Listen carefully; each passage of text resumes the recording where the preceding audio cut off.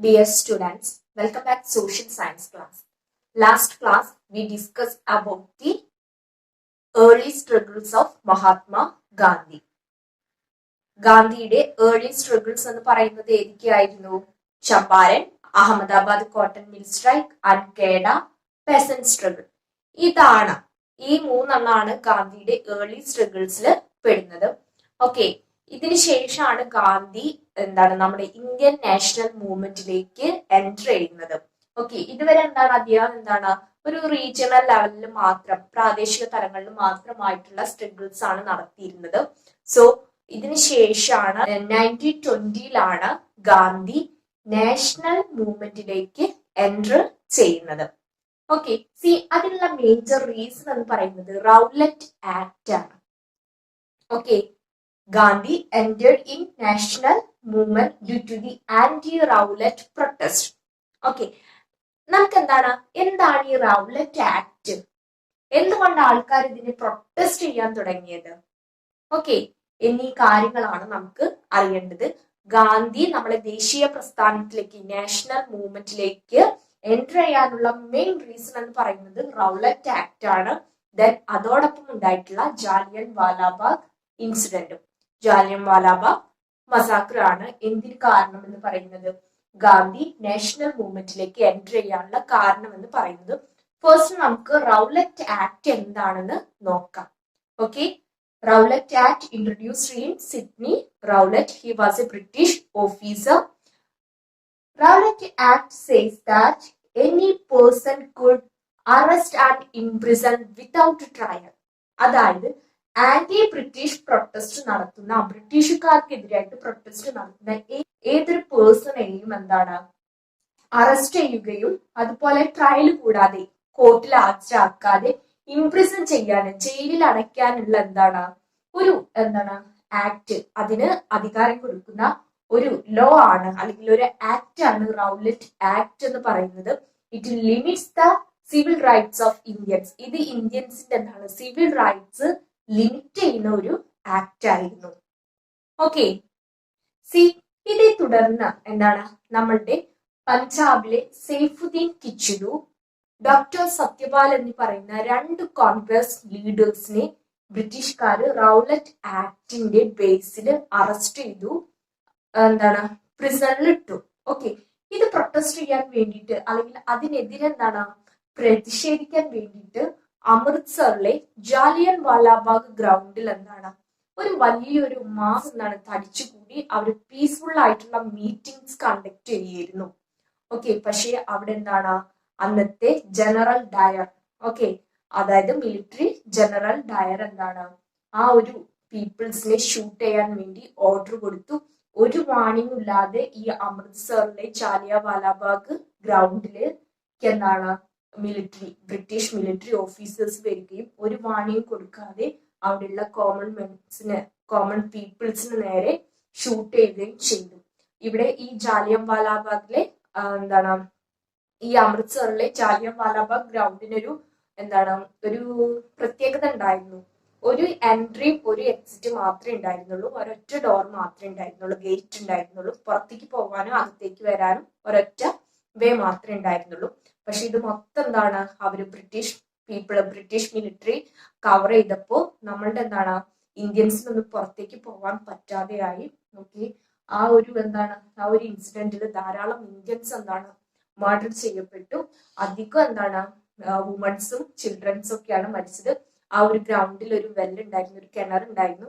പല പേര് അവിടെ ഇവരുടെ വെടിയേറ്റ് മരിക്കുന്നതിനെക്കാട്ടും ബെറ്റർ സ്വയം സൂയിസൈഡ് ചെയ്യാന്നുള്ള ധാരണയിൽ കിണറ്റി ചാടി ധാരാളം ആൾക്കാർ മർഡർ ചെയ്യപ്പെട്ടിട്ടുള്ള ഒരു ഇൻസിഡന്റ് ആണ് ജാലിയൻ വാലാബാഗ് മസാക്കർ എന്ന് പറയുന്നത്.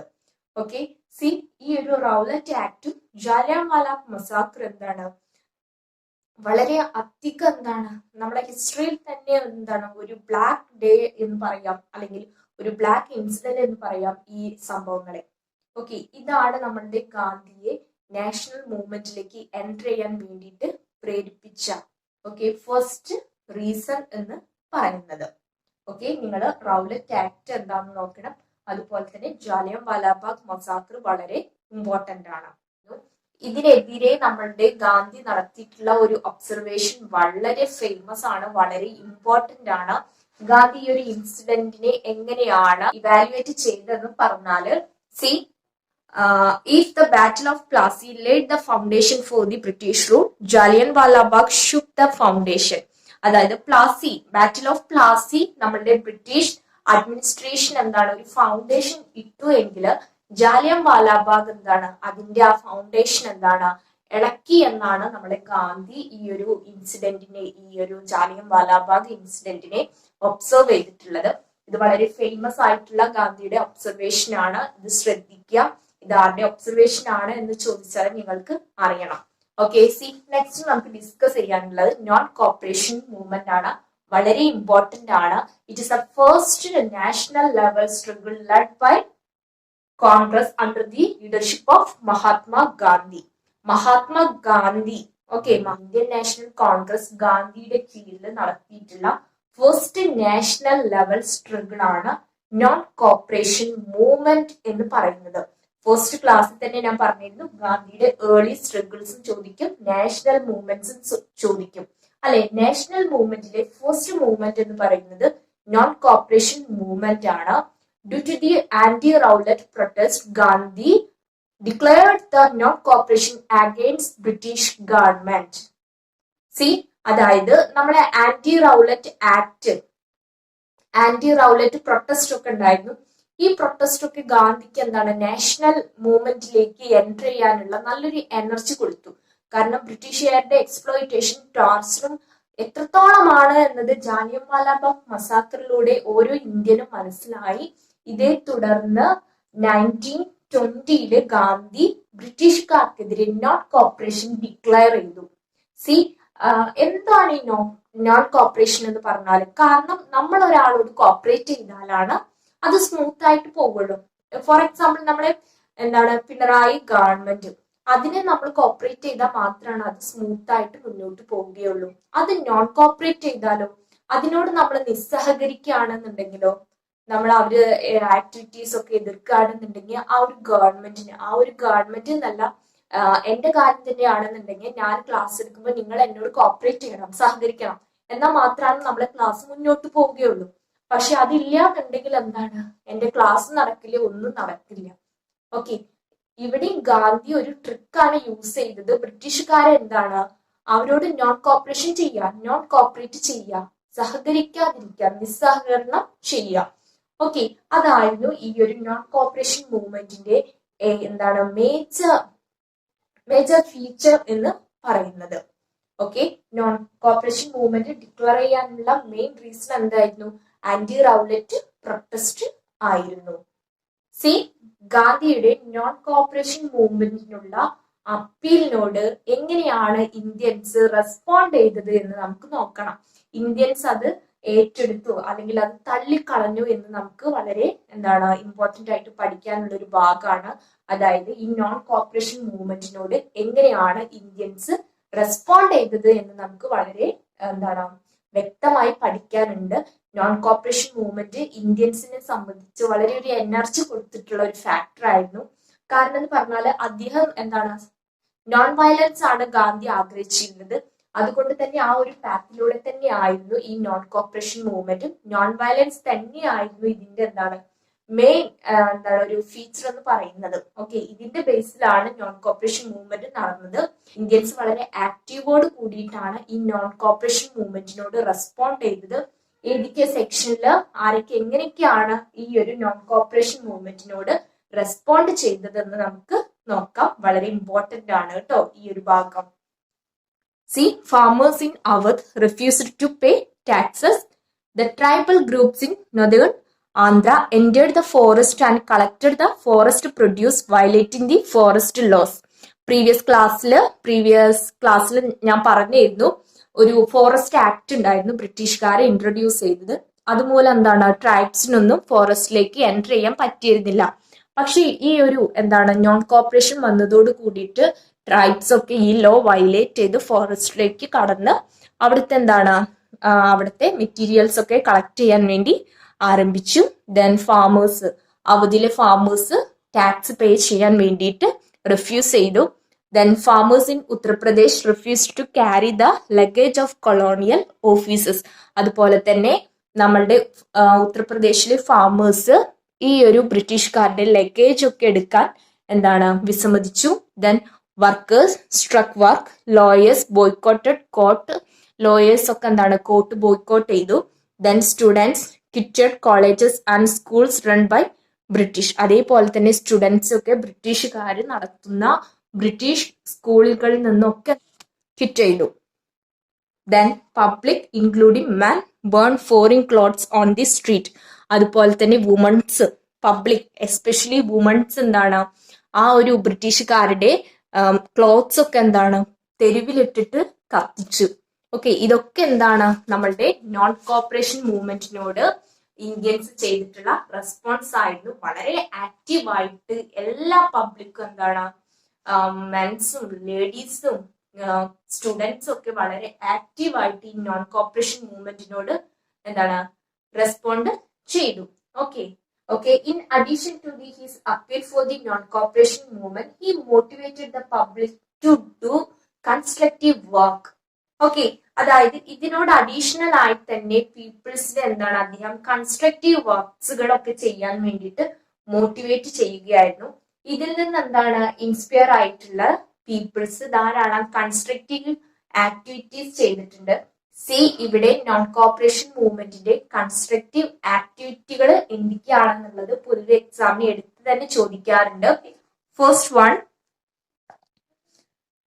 people began to make indigenous products, then spun khadi cloth using charka, established national schools and popularized Hindi, Kashi Vidyapith, Gujarat Vidyapith, Jamia Millia, etc. are some of the national educational institutions started during this time.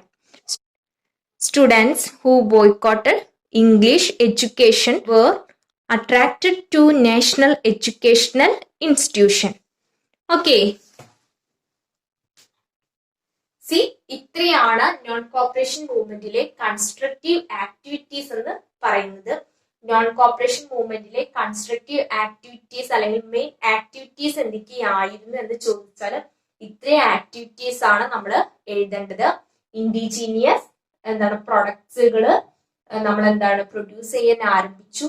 അതുപോലെ തന്നെ ചക്ക use ചെയ്തിട്ട് clothes make ചെയ്തു.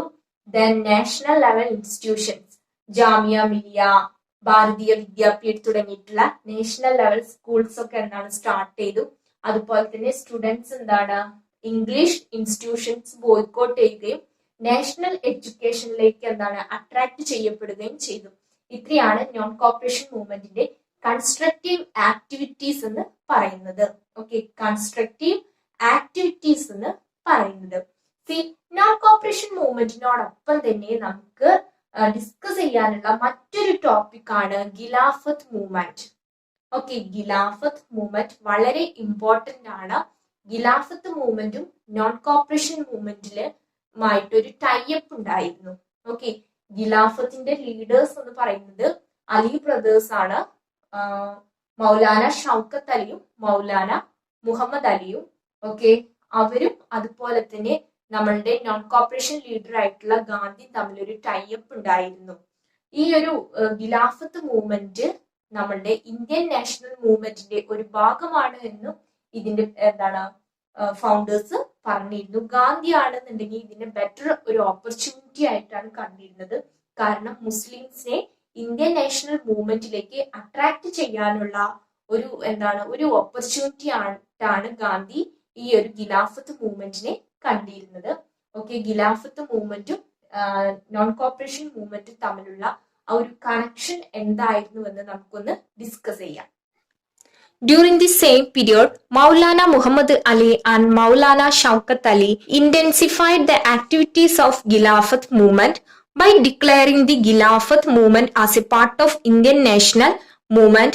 Gandhiji ensured active participation of Muslims in the freedom struggle. He traveled across India with Khilafat leaders and propagated his ideologies. As a result, anti-British feeling spread to nook and corner of the nation. Then Hindu-Muslim unity was intensified. C ഖിലാഫത്തും non cooperation മൂവ്മെന്റും എന്ന ഈ ഒരു ഭാഗത്ത് പറയുന്നത് Khilafat leaders Khilafat Indian national മൂവ്മെന്റിന്റെ പാർട്ടാണെന്ന് declare ചെയ്തു. അതോടൊപ്പം തന്നെ ഗാന്ധി ഇതെന്താണ് ഈ ഒരു ഖിലാഫത്ത് മൂവ്മെന്റിലൂടെ മുസ്ലിംസിന്റെ പാർട്ടിസിപ്പേഷൻ ഇന്ത്യൻ നാഷണൽ മൂവ്മെന്റിൽ എന്താണ് എൻഷുർ ചെയ്യാമെന്ന് വളരെയധികം എന്താണ് വിശ്വസിച്ചു.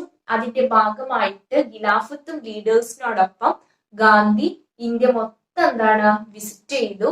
ഓക്കെ, അത് ഗാന്ധി നാഷണൽ മൂവ്മെന്റിന്റെ ഇമ്പോർട്ടൻസ്, അതായത് ആന്റി ബ്രിട്ടീഷ് എന്താണ് ഫീലിങ്സ് എന്താണ് ഇവരുടെ കൂടെ നടന്ന് സ്പ്രെഡ് ചെയ്യിപ്പിച്ചു. ഇവരാണെന്നുണ്ടെങ്കിൽ ഖിലാഫത്തിന്റെ എയിം എന്തായിരുന്നു? തുർക്കിയിലെ ഖലീഫയുടെ തുർക്കി ഖലീഫയുടെ പവർ റീ എസ്റ്റാബ്ലിഷ് ചെയ്യാൻ വേണ്ടിയിട്ടാണ് ഖിലാഫത്ത് മൂവ്മെന്റ് സ്റ്റാർട്ട് ചെയ്തത്. അലി ബ്രദേഴ്സ് എന്താണ് ഈ ഒരു ഖിലാഫത്തിന്റെ എയിംസ് സ്പ്രെഡ് ചെയ്യുകയും ചെയ്തു. അതിനു വേണ്ടിയിട്ട് ഈ 3 ലീഡേഴ്സും ഇന്ത്യ മൊത്തം വിസിറ്റ് ചെയ്തു. ഇതിന്റെ ഭാഗമായിട്ട് അവര് കേരളത്തിൽ എത്തിയിട്ടുണ്ട്. ഓക്കെ, സി ഈ ഒരു എന്താണ് ഖിലാഫത്ത് മൂവ്മെന്റും നോൺ കോപ്പറേഷൻ മൂവ്മെന്റും തമ്മിലുള്ള ടൈപ്പ് മൂലം എന്തൊക്കെയാണ് ഉണ്ടായിട്ടുള്ളത്, എന്തൊക്കെ മാറ്റങ്ങളാണ് ഉണ്ടായിട്ടുള്ളതെന്ന് ചോദിച്ചാല് ആന്റി ബ്രിട്ടീഷ് ഫീലിംഗ് എന്താണ് ഇന്ത്യയുടെ എല്ലാ മുക്കിലും മൂലയിലും എന്താണ് സ്പ്രെഡ് ചെയ്യാൻ പറ്റി. ഓക്കെ, ആന്റി ബ്രിട്ടീഷ് ഫീലിംഗ് എല്ലാ ഭാഗങ്ങളിലും എന്താണ് സ്പ്രെഡ് ചെയ്യിപ്പിക്കാൻ പറ്റി. അതോടൊപ്പം തന്നെ മറ്റൊരു ക്വാളിറ്റി അല്ലെങ്കിൽ ഈ ഒരു ടൈപ്പിലൂടെ കിട്ടിയ മറ്റൊരു എന്താണ് ബെനിഫിറ്റ് എന്ന് പറയുന്നത് ഹിന്ദു മുസ്ലിം യൂണിറ്റി എന്താണ് ഒന്നുകൂടി സ്ട്രോങ് ആക്കാനും ഈ ഖിലാഫത്തിനും നോൺ കോപ്പറേഷൻ മൂവ്മെന്റിന്റെ ലീഡർ ആയിട്ടുള്ള ഗാന്ധിക്കും കഴിഞ്ഞു.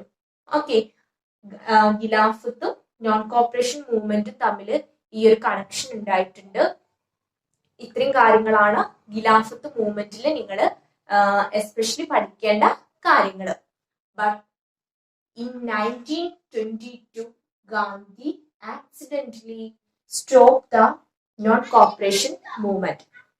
ഓക്കെ, അതായത് 1922 ചൗരി ചൗര എന്ന് പറയുന്നത് യുപിയിലെ ചൗരി ചൗര വില്ലേജിൽ ഒരു ചെറിയ ഒരു ഫാമേഴ്സിന്റെ ഒരു മാർച്ച് നടന്നു. ഈ ഒരു മാർച്ചിനെതിരെ എന്താണ് അന്ന് അവിടുത്തെ ഒരു പോലീസ് സ്റ്റേഷൻ ഫയർ ചെയ്തു. അതിൽ കുറച്ച് പെസൻസ് എന്താണ് മരണപ്പെട്ടിട്ടുണ്ട്. അന്ന് രാത്രി തന്നെ ഈ പെസൻസ് ആ പോലീസ് സ്റ്റേഷൻ എന്താണ് തീയിട്ടു. അതിലെ 22 പോലീസ്മെൻസ് എന്താണ് വെന്ത് മരിച്ചു. ഇത് ഗാന്ധിയെ സംബന്ധിച്ച് വളരെ എന്താണ് ദുഃഖകരമായിട്ടുള്ള ഒരു ഇൻസിഡന്റ് ആയിരുന്നു. നമുക്കറിയാം ഗാന്ധിയുടെ നോൺ കോപ്പറേഷൻ മൂവ്മെന്റിന്റെ ബേസ് എന്ന് പറയുന്നത് എന്താണ്? നോൺ വയലൻസ് ആണ്, അഹിംസയാണ്.